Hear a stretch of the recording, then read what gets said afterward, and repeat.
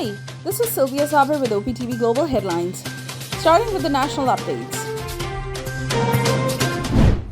The Bill and Melinda Gates Foundation has announced approximately $7.5 million for the flood-affected people of Sindh and Balochistan. The polio program of the foundation would also support 1,200 health camps in the worst flood-affected districts. Canada's Minister of International Development, Harjit Sajjan, visited flood-hit areas in Chitral. He was accompanied by the High Commissioner of Canada to Pakistan. Harjit Sajjan discussed the climate change resilience, youth employment, and women empowerment and said Canada supports Pakistan for immediate relief and rehabilitation purposes. President Dr. RFLV has called upon the political parties to base their electoral campaigns on the charter of the economy. He said the solution to crises like floods and the economy will not be a problem once the political crisis is resolved. Prime Minister Shehbaz Sharif is visiting Uzbekistan to attend the annual meeting of the Council of Heads of State of the Shanghai Cooperation Organization. The SCO leaders will deliberate on important global and regional issues including climate change, food security, energy security, and sustainable supply chains.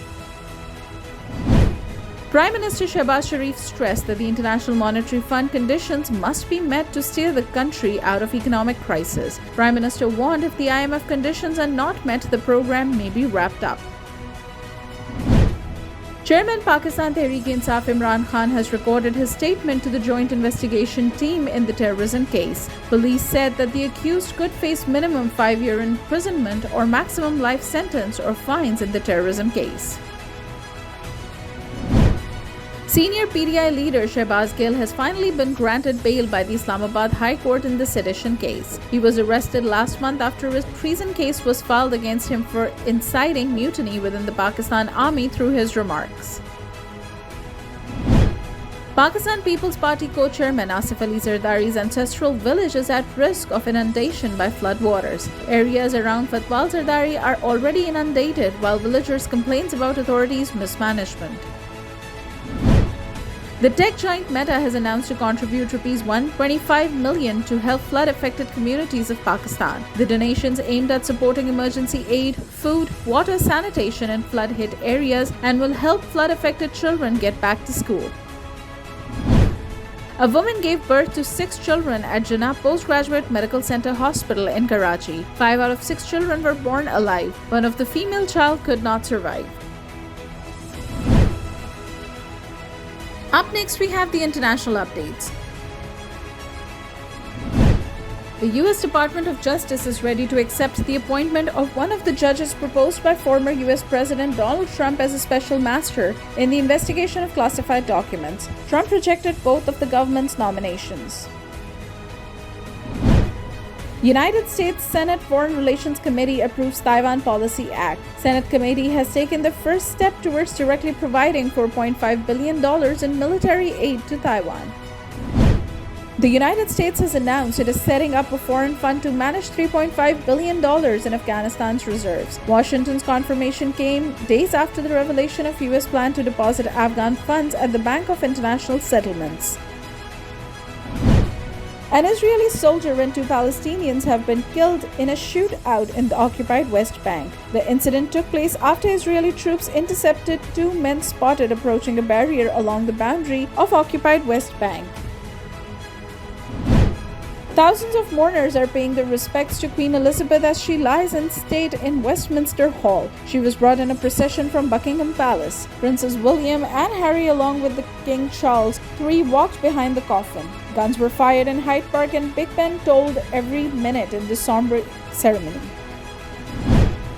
The city of Kryvyi Rih in central Ukraine is now facing food threats after a Russian strike damaged infrastructure. The center and another district of the city of 600,000 people are at a risk of flooding. Up next, we have the business updates. Pakistan termed recent visit of the Financial Action Task Force seems smooth and successful. Foreign Office spokesman Asim Iftikhar Ahmed said FATF team's focus was to validate countries' on-ground commitment and sustainability of reforms. The Pakistani rupee continued its losing streak against the US dollar in interbank market. The Pakistani currency falling by 2.4 rupees closed at rupees 234.32 per dollar. Up next, we have the sports updates. Former International Cricket Council's elite panel umpire from Pakistan, Asad Rauf, has died at the age of 66 after a heart attack. Rauf officiated 64 tests, 139 one-day internationals, and 28 T20Is. Pakistan's three-member team is going to participate in the Women's Tent Pegging Grand Prix in Jordan this month. Pakistan will be represented by Kinza Farhat and Aisha Ahmad Khan along with Zoya Mir in the event. Up next, we have the entertainment updates. Another milestone has been achieved by Pakistan's debut Khan's feature Joyland. Saim Sadiq's movie received a prolonged standing ovation from the viewers after the screening at the Toronto International Film Festival. Rasta becomes the first Pakistani fashion brand to launch in the metaverse. Rasta first got the attention of the world when Bollywood's legendary actor Anil Kapoor wrote their attires for his hit movie Jug Jug Jiyo and its promotions. Pakistani veteran star Meera is busy shooting in the US for a film on social issue. Film number 36 is based on sexual harassment faced by women in society. The story of the film is written by famous writer Dr. Fatima Hassan. M.K. Shirazi played the lead role with Meera in the film.